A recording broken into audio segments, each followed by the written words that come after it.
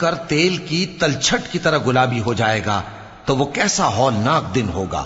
تو تم اپنے پروردگار کی کون کون سی نعمت کو جھٹلاؤ گے؟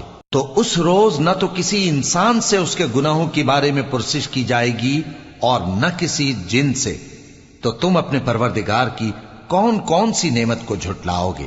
گناہگار اپنے چہرے ہی سے پہچان لیے جائیں گے تو پیشانی کے بالوں اور پاؤں سے پکڑ لیے جائیں گے۔ تو تم اپنے پروردگار کی کون کون سی نعمت کو جھٹلاؤ گے؟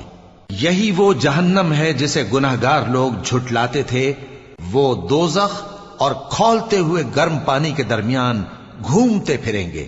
تو تم اپنے پروردگار کی کون کون سی نعمت کو جھٹلاؤ گے؟